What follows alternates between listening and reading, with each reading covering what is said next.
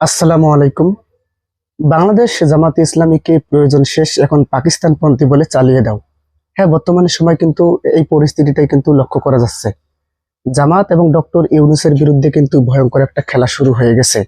এই আওয়ামী লীগ নিষিদ্ধ ইস্যু করে কিন্তু এই খেলাটা শুরু হয়েছে, কিন্তু এর আগেও কিন্তু এরকম একটা খেলা শুরু হয়েছিল জামাতকে মাইনাস করার মতো।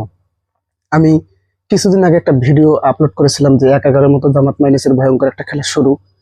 সেখানে কিন্তু আমি স্পষ্ট করেছিলাম কিভাবে সেনাপ্রধান এবং বিএনপি ভারতের প্রেসক্রিপশনে এবং ছাত্রদের যে মাহফুজ আলম কিন্তু তখন তাকে নিয়েও কিন্তু আমি বলেছিলাম, ওনাদেরকে কিন্তু একটা সিগন্যাল দেওয়া হয়েছিল যে আপনারা এরকম এরকম করেন জামাতকে নিয়ে, তাতে আপনাদেরকে প্রধান বিরোধী দল বানানো হবে এবং বিএনপিকে কিন্তু ২০০ আসন দেওয়া হবে। এরকম একটা ভিডিও আমি বিশ্লেষণ করেছিলাম, আপনারা চাইলে দেখে নিতে পারেন। কিন্তু এখন বর্তমান পরিস্থিতিতে এসে কিন্তু দেখেন আওয়ামী লীগের রাজনৈতিক কার্যক্রম কিন্তু নিষিদ্ধ করা হয়ে গেছে। এখন জামাতকে আর দরকার নেই, এখানে কিন্তু বড় ভূমিকা পালন করেছে বাংলাদেশ জামাত ইসলামী। এখন কিন্তু আর জামাতকে দরকার নেই, এখন কিন্তু জামাতকে পাকিস্তান পন্থী বলে চালিয়ে দেওয়া হচ্ছে। হ্যাঁ, এরকমটা আসলে হবেই। এখন জামাতকে কিন্তু ইতিহাস থেকে শিক্ষা নেন, জামাতকে কিন্তু সবাই ব্যবহার করেছে। এখন বিএনপির কাছে কিন্তু জামাত বড় একটা শত্রু, এবং ডক্টর ইউনূসের বিরুদ্ধে কিন্তু ভয়ঙ্কর একটা খেলা শুরু হয়ে গেছে। আপনারা ইতিমধ্যে লক্ষ্য করে দেখবেন, স্লোগান কিন্তু উঠে গেছে যে ডক্টর ইউনূস নাকি ওয়ার্কার, ওয়াকার নাকি ডক্টর ইউনূস, এরকম কিন্তু একটা স্লোগান শুরু হয়ে গেছে। এখন ক্ষমতা কিন্তু ডক্টর ইউনূসকে কিন্তু নামানোর জন্য ভয়ঙ্কর একটা প্ল্যান চলছে ক্ষমতা থেকে। আপনি যদি লক্ষ্য করে দেখেন, এই ছাত্রদের যে আন্দোলন হলো, এই ছাত্রদের আন্দোলনের পর যখন শেখ হাসিনা পালিয়ে গেল, পালিয়ে যাওয়ার পরে কিন্তু ছাত্ররা দাবি করেছিল যে এই রাষ্ট্রপতিকে অপসারণের জন্য, পদত্যাগ করার জন্য।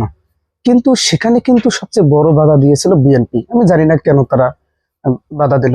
তারপরে আপনারা লক্ষ্য করে দেখবেন সেনাপ্রধানকেও সরানোর জন্য একটা প্ল্যান করা হলো, সেখানেও কিন্তু বাধা দিল বিএনপি। তাদের হয়তো তাদের রাজনৈতিক কৌশল আছে। কিন্তু এখন যে পিনাকি ভট্টাচার্য যে অভিযোগটা করেছেন, সাংবাদিক ইলিয়াস অবশ্য বলেছেন, কিন্তু তিনি পিনাকি ভট্টাচার্যের পরপরই বলেছেন এখানে মেইন পিনাকি ভট্টাচার্য। ওনার যে রাজনৈতিক কৌশল, যে রাজনৈতিক খেলা দেখেন, উনি কিন্তু অভিযোগ করেছেন আওয়ামী লীগকে কিন্তু নিষিদ্ধ করা প্রায় একমত হয়ে গিয়েছিল সবাই। ঠিক সেই সময় কিন্তু সেনাপ্রধান এবং বিএনপি মির্জা ফখরুলকে টার্গেট করে তিনি বলেছেন ওনারা কিন্তু গিয়ে এক প্রকার বাধা দেয়। তাদের বাধার মুখেই কিন্তু আওয়ামী লীগকে কিন্তু নিষিদ্ধ করা হয়নি, নিষিদ্ধ করা যায়নি। সেখানে তারা শুধুমাত্র আওয়ামী লীগের রাজনৈতিক কার্যক্রম নিষিদ্ধ করে দিয়েছে, এতটুকুই। কিন্তু না হলে কিন্তু অভিযোগ আছে সেদিনই কিন্তু আওয়ামী লীগ নিষিদ্ধ হয়ে যেত। এবং এটা কিন্তু ভারতের প্রেসক্রিপশনে নাকি করা হয়েছে, এটা পিনাকি ভট্টাচার্য অভিযোগ করেছেন। অভিযোগ না, এটা তিনি প্রমাণ সহ এটা দেখিয়ে দিয়েছেন। কেননা সেদিনে কিন্তু আসলে আওয়ামী লীগ নিষিদ্ধ হওয়ার কথা ছিল, শুধু তাদের রাজনৈতিক কার্যক্রম নিষিদ্ধ করা হয়েছে। এর পরপরই দেখেন যখন কার্যক্রম নিষিদ্ধ করা হলো, এখন দেখেন মাহফুজ আলম কি অভিযোগ করতেছেন। মাহফুজ আলম এখন যখন এটা কিন্তু ভারতের প্রেসক্রিপশনও তিনি করতে পারেন, অথবা বিএনপির প্রেসক্রিপশনও করতে পারেন, এটা হয়তো তাদের রাজনৈতিক কোনো একটা কৌশল। এখন জামাতকে পাকিস্তানপন্থী রাজাকার এগুলো বলে আসলে পোস্ট করে দিলেন, এবং জামাতকে গালাগালি করেও একটা পোস্ট করে দিয়েছেন। কিন্তু ওটা ডিলিট করেছেন, যেহেতু কিন্তু রাজাকার ইস্যুতে এই পোস্টটা করেছিলেন, এর আগে কিন্তু করেছিলেন। আপনি যদি লক্ষ্য করে দেখেন, ১-১১ যখন সরকার ছিল তখনও কিন্তু বাংলাদেশ জামাত ইসলামের জনপ্রিয়তা ছিল অনেক বেশি। ঠিক সেই সময় দেখেন যখন নির্বাচন হলো, জামাতকে শুধুমাত্র ২টি আসন দেওয়া হয়েছিল। এত ক্ষমতা, এত সমর্থক থাকার পরও বাংলাদেশ জামাত ইসলামী ওই ১-১১ সময় ২টি আসন পেল, এটা আসলে একটু সন্দেহের বিষয়।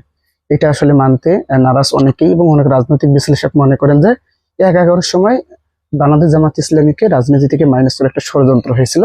তার পরিপ্রেক্ষিতে ওই নির্বাচনের পরপরই কিন্তু জামাত মাইনাসের নিধন শুরু হয়। এখন কিন্তু আবারও আসতেছে এরকম। অনেক রাজনৈতিক বিশ্লেষক বলতেছে আগামীতে বিএনপি ২০০ আসন নিয়ে সরকার গঠন করবে, সেটা ভারতের প্রেসক্রিপশনে। বিশেষ করে এটা পিনাকি ভট্টাচার্য থেকে কিন্তু এগুলো সংগ্রহ করা গেছে, উনি বিস্তারিত বলেছেন। এবং ২০০ আসন নিয়ে এরকম যে ঘটনাটা ঘটবে, বিএনপি সরকার গঠন করবে, তখন প্রধান বিরোধী দল থাকার কথা ছিল কিন্তু এনসিপি কে। এনসিপি কে প্রধান বিরোধী দল থাকার কথা কারণ ছিল, যেটা প্রমাণটা কি? প্রমাণটা হলো দেখেন যখন যে জামাতকে যে রাজাকার বলেছিল মাহফুজ আলম। ঠিক তারপরে পরে কিন্তু ভারতের একটা সংবাদ মাধ্যমকে সাক্ষাৎ দেওয়ার সময় এনসিপির প্রধান যে নাহিদ ইসলাম, সে নাহিদ ইসলাম কিন্তু ভারতকে রাজাকার বলেছিলেন এবং সেখানে কিন্তু এটা তার প্রমাণ আছে। তো এই বিশ্লেষণগুলো থেকে আসলে বোঝা যায় যে তারা ভারতের প্রেসক্রিপশনে ক্ষমতায় যাচ্ছে বিএনপি, এবং ডক্টর ইউনূসকে সরানোর জন্য একটা প্ল্যান চলছে, ভয়ঙ্কর প্ল্যান। সেই সাথে জামাতকে মাইনাসের একটা ষড়যন্ত্র চলছে। না হলে এই যে এত বড় একটা সাফল্য, আওয়ামী লীগ নিষিদ্ধের যে একটা পিছনে যে সাফল্যটা ছিল, সেটা কিন্তু বাংলাদেশ জামাত ইসলামী যদি সমর্থন না দিত, তাহলে কিন্তু কখনোই এই আওয়ামী লীগ নিষিদ্ধ হতো না। হ্যাঁ, এখানে অন্যান্য আরো ইসলামিক দলগুলো আছে, আল্লামা মামুনুল হক, রফিকুল ইসলাম মাদানী, ইসলামী আন্দোলন বাংলাদেশ, বাংলাদেশ জামাতে ইসলামী, ওরা কিন্তু ব্যাপক ভূমিকা পালন করে। এর কারণে কিন্তু আওয়ামী লীগের রাজনৈতিক কার্যক্রম নিষিদ্ধ হয়। কিন্তু আওয়ামী লীগ নিষিদ্ধ হওয়ার পথে ছিল শুধুমাত্র সেখানে নাকি বিএনপি বাধা দিয়েছে, বিএনপির অনেক বড় বড় নেতা এবং মির্জা ফখরুলকে বিশেষ করে টার্গেট করা হয়েছে। মির্জা ফখরুল বাধা দিয়েছে এবং সেনাপ্রধান বাধা দিয়েছে। তার মানে বোঝা যাচ্ছে যে এখানে সেনাপ্রধান আসলে অভিযোগ আছে যে বুকে পাথর চাপা দিয়ে সেনাপ্রধান ডক্টর ইউনূসকে ক্ষমতায় বসাতে রাজি হয়েছিল।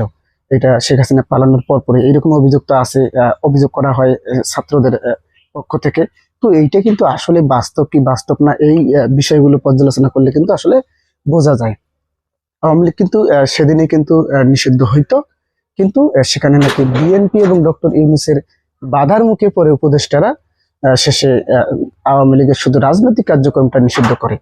তো আসলেই ডক্টর ইউনূসকে সরানোর জন্য কিন্তু ভয়ঙ্কর একটা প্ল্যান হচ্ছে কি হচ্ছে না, এবং জামাত ইসলামকে মাইনাস করার একটা প্ল্যান হচ্ছে কি হচ্ছে না, এই বিষয়ে আপনারা কি মনে করেন? নাকি এখানে কার দোষ কার কি, অবশ্যই কমেন্ট করে জানাবেন। ধন্যবাদ। আসসালামু আলাইকুম।